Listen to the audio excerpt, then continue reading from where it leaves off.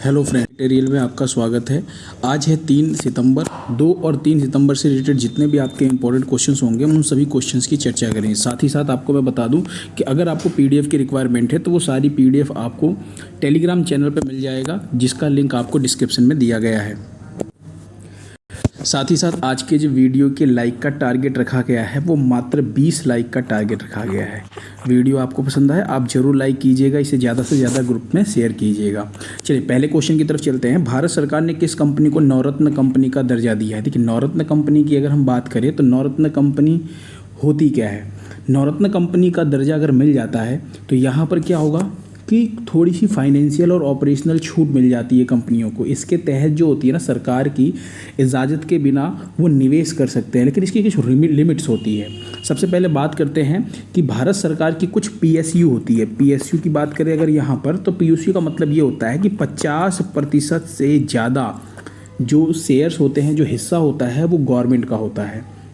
तो सरकार ने इसके विस्तारीकरण को देखते हुए 4 कैटेगरी बनाई है। आपने अक्सर नाम सुना होगा, जैसे महारत्न कंपनी का नाम सुना होगा, नवरत्न कंपनी, फिर उसके बाद आता है मिनी रत्न कैटेगरी 1 या फिर ए कहा जाता है, फिर आता है मिनी रत्न कैटेगरी बी या फिर मिनी रत्न कैटेगरी डी को ही 2 बोल दिया जाता है, यानी सेकेंड। तो इसमें आपको ध्यान रखना है, महारत्न कंपनी टोटल कितनी हो गई है? अभी 13। नवरत्न कंपनी की कुल संख्या कितनी हो गई? पहले 21 थी और अभी 4 और कंपनियों को जोड़ा गया है, तो टोटल 25 कंपनियां हो गई हैं नवरत्न। बाकी मिनी रत्न वाली कंपनियां जो हैं वो थोड़ी घटती बढ़ती रहती है, तो उसको आपको ध्यान नहीं रखना है, ठीक है। यहाँ पे बात करें अगर, तो इसका सही आंसर क्या हो जाएगा? उपरोक्त सभी, यानी ये तीनों तो हैं ही। एक और कंपनी आपको ध्यान रखनी, कौन सी? रेलटेल। यहाँ पे बात करें अगर हम, तो नवरत्न कंपनी का दर्जा मिलने के बाद सरकार की इजाज़त के बिना, यानी ज़रूरत नहीं सरकार के परमिशन की, 1000 करोड़ रुपए का या फिर नेटवर्थ का जो 15% होता है उसका इन्वेस्ट करने की छूट मिल जाती है कंपनी को, ठीक है। भारत सरकार ने अभी 4 कंपनियों को नवरत्न कंपनी का दर्जा दिया है और अब जो कुल संख्या हो गई नवरत्न कंपनियों की 25 हो गई है। कौन कौन सी? एक 22वीं आपको ध्यान रखना रेलटेल, 23वीं अभी solar energy corporation of India, 24वीं की बात करें तो एनएचपीसी हो गई है, national hydro electric power corporation. 25वीं की बात करूं तो एसजेवीएन यानी सतलुज जल विद्युत निगम हो गया है। तो 25 नवरत्न कंपनियां हैं और महारत्न कंपनियां कितनी हैं वर्तमान में? 13 महारत्न कंपनियां हैं। ये 2 चीज़ें आपको ध्यान रखनी है। चलिए नेक्स्ट क्वेश्चन पर चलिए। हाल ही में किस चक्रवाती तूफान ने गुजरात के कच्छ के तट पर तबाही मचाई है?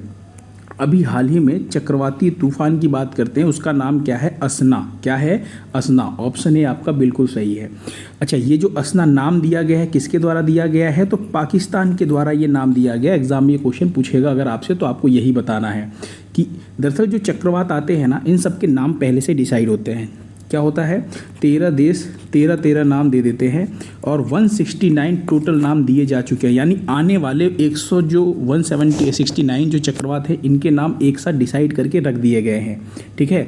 बस आपको ये ध्यान रखना है कि हर बार जब कोई भी चक्रवात आता है तो उसका नाम जो है पहले से डिसाइड है, पहले से सारा नाम डिसाइड है, पहले से हर देश ने अपने 13 नाम दे रखे हैं, उसी सीक्वेंस में ये चलता रहता है।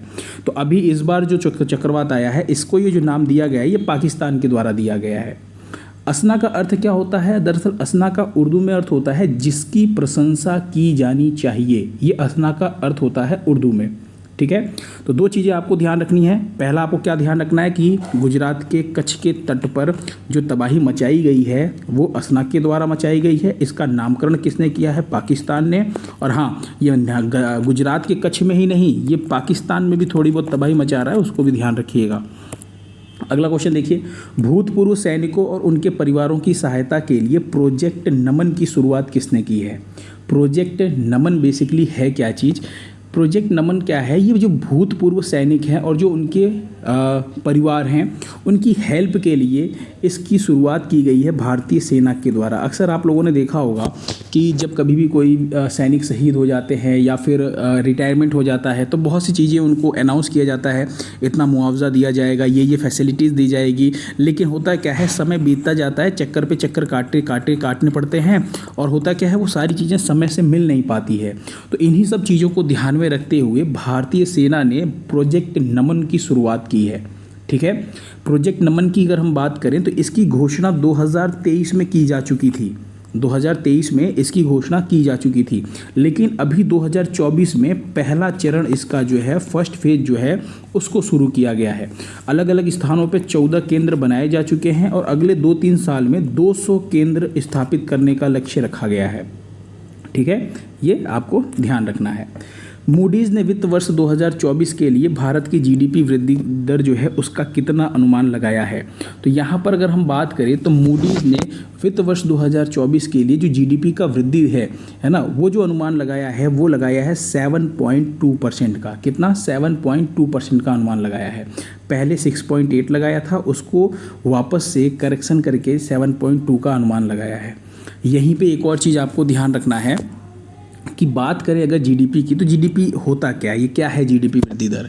किसी भी एक फाइनेंशियल ईयर यानी वित्त वर्ष की बात करें, उसमें किसी एक देश के अंदर, मान लीजिए ये देश है, इस देश के अंदर जितनी भी उत्पाद हैं, जितनी भी सेवाएं हैं, इन सब का जितना भी उत्पादन हो रहा है उसी को जीडीपी बोला जाता है। ठीक है, यानी फिर से सुनिए ध्यान से, किसी एक फाइनेंशियल ईयर में यानी किसी एक साल में, वित्त वर्ष में, किसी एक देश के अंदर जितनी भी सेवाएं और उत्पादों का उत्पादन किया जा रहा है उसी को जीडीपी बोलते हैं। अब ये जो उत्पादन किया जा रहा है ये किस परसेंटेज से या किस दर या किस रेट से किया जा रहा है, यानी ये जो उत्पादन है किस रेट से या किस दर से या किस परसेंटेज से बढ़ रहा है, उसी को हम क्या बोलते हैं? ग्रोथ रेट बोलते हैं, यानी वृद्धि दर बोलते हैं। ठीक है, तो अभी आपको ध्यान रखना है, मूडीज़ की बात कर रहे हैं, 7.2 का इसने अनुमान लगाया है। नेक्स्ट क्वेश्चन देखिए, खेलों को बढ़ावा देने के लिए बीजू पटनायक खेल पुरस्कार किसे दिया गया है? ये जो बीजू पटनायक खेल पुरस्कार है ये ओडिशा सरकार के द्वारा दिया जाता है। किसके द्वारा? ओडिशा सरकार के द्वारा जो है ये दिया जाता है। बीजू जनता दल पार्टी के संस्थापक नवीन पटनायक जो हैं, जो कि पूर्व मुख्यमंत्री रह चुके हैं 5 बार के, उन्हीं के पिता के नाम पर ये पुरस्कार दिया जाता है। और अभी नाल्को को, नाल्को की फुल फॉर्म क्या होती है? नेशनल एल्यूमिनियम कंपनी लिमिटेड, इनके जो CMD श्रीधर पात्रा हैं, इनको राष्ट्रीय खेल दिवस, ठीक है, यानी नेशनल गेम्स डे की बात कर रहे हैं, राष्ट्रीय खेल दिवस के दिन ओडिशा के जो नए मुख्यमंत्री बने हैं मोहन चरण मांझी, उन्होंने इनको पुरस्कार दिया है और इन्होंने पुरस्कार को ग्रहण किया था। किसकी बात कर रहे हैं? नाल्को के जो CMD श्रीधर पात्रा हैं। तो अगर आपसे पूछा जाए बीजू पटनायक खेल पुरस्कार, तो नाल्को का नाम ध्यान रखना है। ये पुरस्कार खेलों को बढ़ावा देने के लिए दिया जाता है और नाल्को को इस बार दिया गया है 2023 का जो पुरस्कार था, है ना, ये भी 2024 में दिया गया है। ठीक है, अगला क्वेश्चन देखिए, रेमन मैग्सेसे अवार्ड 2024 से कितने लोगों को सम्मानित किया गया है? ये क्वेश्चन तो मान के चलिए बहुत इंपॉर्टेंट होने वाला है। ठीक है, रेमन मैग्सेसे अवार्ड की बात करें तो अभी 2024 में 5 लोगों को दिया गया है। कितने लोगों को? 5। ऑप्शन बी आपका बिल्कुल सही है। इन 5 में से आपको ध्यान रखना है 4 तो व्यक्ति हैं और 1 जो है वो संस्था है। ठीक है, इसकी भी चर्चा करेंगे, कौन कौन सी है उनको भी देखेंगे। तो यहाँ पर ध्यान रखिएगा, 5 लोगों को दिया गया है रेमन मैग्सेसे अवार्ड, जिसमें से 4 व्यक्ति हैं और 1 संस्था है। अच्छा, रेमन मैग्सेसे अवार्ड की बात करें यहाँ पर, तो ये इसे एशिया का नोबेल पुरस्कार कहा जाता है। पूछे अगर आपसे एग्जाम में एशिया का नोबेल पुरस्कार किसे कहा जाता है, तो रेमन मैग्सेसे अवार्ड का नाम लीजिएगा। इसकी शुरुआत 1957 में हुई थी और पहली बार किसी भारतीय को मिला था, वो थे विनोबा भावे, 1958 में। आपको ध्यान रखना है, ये क्वेश्चन कई बार पूछा जाता है कि रेमन मैग्सेसे अवार्ड पाने वाले पहले भारतीय कौन है। स्टैटिक जीके में क्वेश्चन आपका कई बार पूछा गया है, तो विनोबा भावे का नाम ध्यान रखिएगा। दरअसल रेमन मैग्सेसे अवार्ड है क्या चीज़? तो फिलीपींस के जो पूर्व राष्ट्रपति हैं उनका नाम क्या है? 7वें नंबर के राष्ट्रपति हैं, रेमन मैग्सेसे उनका नाम है। उन्हीं की जयंती पर, यानी जयंती कब है? 31 अगस्त को। उन्हीं की जयंती पर फिलीपींस की राजधानी मनीला में ये अवार्ड हर साल दिया जाता है। ठीक है, अभी पिछली बार 2023 में ये अवार्ड जो है एक भारतीय को भी मिला था, रवि कन्नन नाम है, इसलिए ये थोड़ा सा इंपॉर्टेंट है, इनके बारे में भी ध्यान रखिएगा। अब चूंकि बात करते हैं कि वो पाँच नाम कौन कौन से हैं, उनकी चर्चा करते हैं। संस्करण ध्यान रखिएगा, इस बार 66 नंबर का संस्करण था। पहले बात करते हैं यहाँ पर, आप यहाँ पे एक नाम देख रहे हैं गुयेन, ये नाम ध्यान से देखिएगा, गुयेन थी नोक फुओग, ये वियतनाम की हैं। ठीक है, इनको अवार्ड दिया गया। फिर सेकंड नाम आप देखिए कर्मा फुंत्सो, ये भूटान के हैं, इनको अवार्ड दिया गया। फिर जापान के हैं मियाज़ाकी हायायो, क्या है? मियाज़ाकी हायायो, ये जापान के हैं, इनको दिया गया है। ये है वो संस्था जिसकी हम बात कर रहे हैं। चूँकि संस्था है इसलिए इसको एक बार जरूर ध्यान रखिएगा। रूरल डॉक्टर्स मूवमेंट, ये थाईलैंड की संस्था है, ये अलग से इसको ध्यान रखिएगा। बाकी 4 व्यक्ति तो हैं ही, लेकिन जब संस्था सिर्फ एक है तो संस्था को अलग से जरूर याद रखिएगा, ठीक है। उसके बाद बात करते हैं एक और नाम, परवीज़ा फरहान, ये इंडोनेशिया की है। तो टोटल 5 नाम आपको ध्यान रखने हैं, जिसमें जो सबसे ज़्यादा इंपॉर्टेंट है वो है आपकी संस्था का ध्यान रखिएगा, ठीक है। अगला क्वेश्चन देखिए, एक ही पैरालंपिक में 2 एथलेटिक्स पदक जीतने वाली पहली भारतीय महिला कौन बनी है। देखिए अभी आपने क्या पढ़ा था, अभी आपने इंपॉर्टेंट क्वेश्चन पढ़ा था कि एक ही ओलंपिक में 2 मेडल जीतने वाली कौन थी, मनु भाकर थी। अब यहाँ पे पूछा जा रहा है एक ही पैरा ओलंपिक में, अंतर क्या है। ओलंपिक जो है वो सामान्य लोगों का खेल होता है, पैरा ओलंपिक होता है उनका जो विकलांग होते हैं, जो दिव्यांग होते हैं, उन लोगों का खेल होता है। तो एक ही पैरा ओलंपिक में 2 मेडल जीतने वाली प्रीति पाल हैं। कौन है, प्रीति पाल। प्रीति पाल दरअसल इन्होंने एथलेटिक्स में जीता है, यानी कि इन्होंने दौड़ में, है ना, ट्रैक इवेंट जो होता है दौड़ में इन्होंने जीता है। एक अवार्ड इन्होंने जीता था 100 मीटर की दौड़ में, एक जीता था इन्होंने 200 मीटर के ट्रैक इवेंट में, ठीक है। बात करते हैं यहाँ पे जितने भी मेडल हैं सबको रिवाइज करेंगे। कुछ और इंपॉर्टेंट चीज़ है वो भी देख लीजिए। संस्करण कौन सा है, 17वां संस्करण है, 28 अगस्त से 8 सितंबर तक चलने वाला है। ध्वजवाहक याद रखिएगा सुमित अंतल, यहाँ पे अंतर नहीं अंतल है, ये एक भाला फेंक प्लेयर है। भाग्यश्री जाधव की बात करें तो शॉटपुट प्लेयर है। सेफ डे मिशन की बात करें तो सत्यप्रकाश सांगवान का नाम ध्यान रखिएगा। और यहीं पे अगर हम बात करें थोड़े से मेडल टैली की बात करते हैं, कौन कौन से मेडल किस किस ने अभी तक लिए हैं, और साथ ही साथ ये भी ध्यान रखिएगा कि इनका संबंध किस खेल से है। एग्जाम में ये पूछा जाएगा कि किस खिलाड़ी का संबंध किससे है। तो यहाँ पर बात करते हैं अवनी लेखरा, मोस्ट इंपॉर्टेंट, आपने पढ़ा ही है इसको, है ना। इन्होंने गोल्ड मेडल जीता है, हमारे पास अभी तक 2 गोल्ड आए हुए थे, ठीक है। एक नीतीश कुमार बैडमिंटन में गोल्ड लेकर के आए हैं, ठीक। फिर बात करते हैं प्रीति पाल, नाम आपको ध्यान रखना है। प्रीति पाल ने ब्रॉन्ज मेडल जीता है 100 मीटर में, और प्रीति पाल ने ही 200 मीटर में ब्रॉन्ज मेडल जीता है। तो यानी 100 और 200 मीटर दोनों में ब्रॉन्ज मेडल जीता है प्रीति पाल ने। अवनी लेखरा के साथ मोना अग्रवाल का नाम ध्यान रखिएगा, इन्होंने ब्रॉन्ज मेडल जीता है 10 मीटर एयर राइफल शूटिंग में। यानी अगर हम बात करें मनीष नरवाल की तो इन्होंने एयर पिस्टल में जीता है, ठीक है, सिल्वर मेडल। रुबीना फ्रांसिस की बात करें तो 10 मीटर एयर पिस्टल में इन्होंने भी जीता है bronze medal. Mains high jump में सिल्वर मेडल किसने जीता है, निषाद कुमार ने। और योगेश कथुनिया ने डिस्कस थ्रो में सिल्वर जीता है। तो यहाँ पर एक चीज़ नोटिस कीजिएगा, ये जो मेडल आए हुए हैं अवनी लेखरा के, मोना अग्रवाल के, और इसके अलावा बात करें तो मनीष नरवाल के, रुबीना फ्रांसिस के, ये जो मेडल आए हुए हैं ये मेडल आए हैं शूटिंग के अंदर।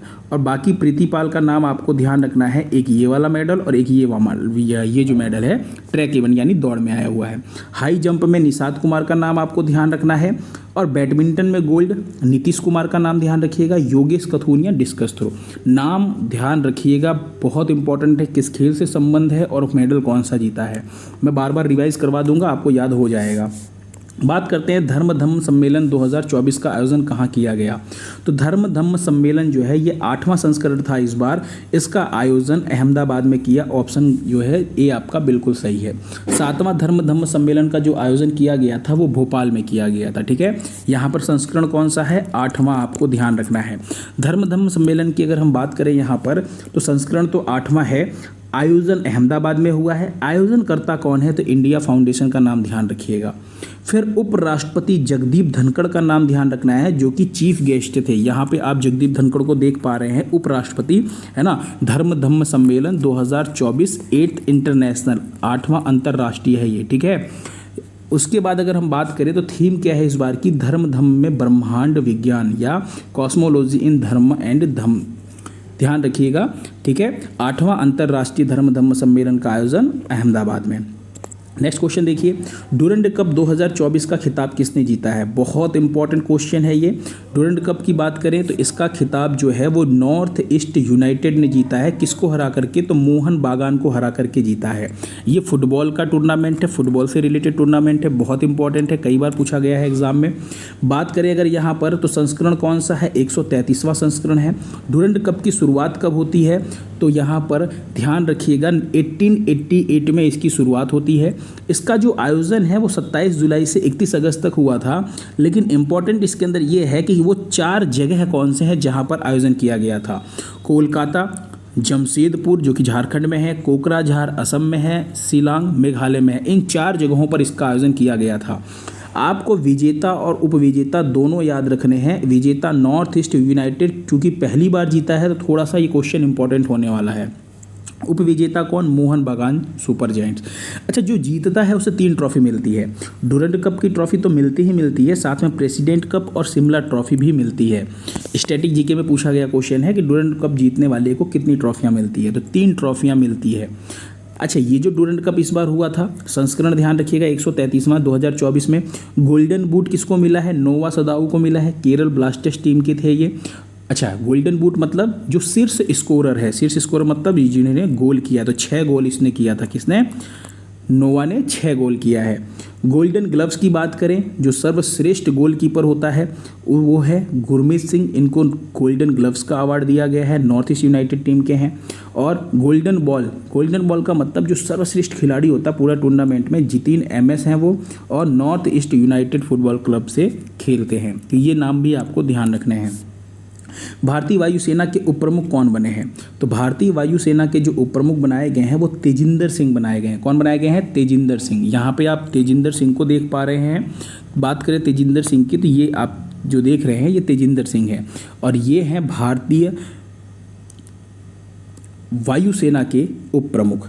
अच्छा, यहाँ पे ना अभी कुछ नियुक्तियाँ हुई हैं, नई नियुक्तियाँ। जैसे ये तो वायुसेना के उप प्रमुख हैं, तो वायुसेना के प्रमुख कौन है? वायुसेना के प्रमुख कौन है अभी वर्तमान में? कमेंट बॉक्स में बताइए, कई बार आपको बता चुका हूँ। नौसेना के प्रमुख अभी हाल ही में नए नियुक्त हुए हैं। नौसेना के प्रमुख कौन? दिनेश कुमार त्रिपाठी का नाम ध्यान रखिएगा। किसका? दिनेश कुमार त्रिपाठी। ये नौसेना के अभी हाल ही में प्रमुख बनाए गए हैं। आपको वायुसेना के उप प्रमुख के बारे में मैंने बता दिया है, प्रमुख के बारे में कमेंट बॉक्स में बताइए आप लोग। ये आपका होमवर्क क्वेश्चन है। नेक्स्ट क्वेश्चन देखिए, राष्ट्रीय पोषण सप्ताह। राष्ट्रीय पोषण सप्ताह यानी कि नेशनल न्यूट्रिशंस वीक जो है ये कब से कब मनाया जा रहा है? हर साल 1 से 7 सितंबर ये मनाया जाता है, हर साल मनाया जाता है। थीम क्या है? सभी के लिए पौष्टिक आहार, यानी न्यूट्रिशियस डाइट्स फॉर एवरीवन। ये 2024 की थीम है। नेशनल न्यूट्रिशंस वीक यानी राष्ट्रीय पोषण सप्ताह 1 से 7 सितंबर तक हर साल मनाया जाता है। ठीक है, नेक्स्ट क्वेश्चन देखिए, एक आपको ध्यान रखना है यहीं पर, पोषण माह। ये तो आपने ध्यान रखा कि राष्ट्रीय पोषण सप्ताह, एक आपको ध्यान रखना है राष्ट्रीय पोषण माह। ये है 7वां संस्करण। इस बार राष्ट्रीय पोषण माह का 7वां संस्करण है, 7th एडिशन। गांधीनगर जो कि गुजरात के अंदर है, वहाँ पर अन्नपूर्णा देवी ने इसकी शुरुआत की है। किसने?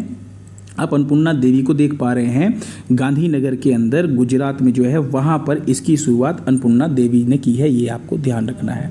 ठीक है, यहीं पे एक और क्वेश्चन देखिए सितंबर से रिलेटेड, वो ये है कि वर्ल्ड कोकोनट डे यानी विश्व नारियल दिवस कब मनाया जाता है? तो हर साल 2 सितंबर को विश्व नारियल दिवस मनाया जाता है। इससे रिलेटेड एक क्वेश्चन ध्यान रखिएगा, अभी प्रधानमंत्री नरेंद्र मोदी ने नारियल की 2 किस्मों को लॉन्च किया, याद है आपको? एक है आपका कल्पा सुवर्णा, ये नारियल की किस्म है, इसकी लॉन्चिंग नरेंद्र मोदी ने किया है। और एक है कल्पा शताब्दी। क्या है? कल्पा शताब्दी। ये दोनों नारियल की किस्म है ना? दोनों किस्मों को नाम आपको ध्यान रखना है। अभी हाल ही में प्रधानमंत्री मोदी ने इन 2 किस्मों को लॉन्च किया है। किस्म मतलब इनकी प्रजाति समझ लीजिए, किस्म। ठीक है, फिर बात करते हैं यहाँ पर हिंदुस्तान एरोनॉटिक्स लिमिटेड, यानी जिसे हॉल कहा जाता है, जो हमारे यहाँ पे हेलीकॉप्टर और जितने भी लड़ाकू विमान इन सब को तैयार करने का काम कौन करता है? हिंदुस्तान एरोनॉटिक्स लिमिटेड करता है। इसके भी हाल ही में सीईओ और मैनेजिंग डायरेक्टर यानी कि CMD किसे बनाया गया है ना? सीईओ और MD। तो यहाँ पर ध्यान रखिएगा, ये बनाया गया है डॉक्टर DK सुनील को। किसको बनाया गया है? डॉक्टर DK सुनील को। अगला देखिए, अपशिष्ट प्रबंधन के लिए बिस्लेरी ने किस राज्य के साथ समझौता किया है?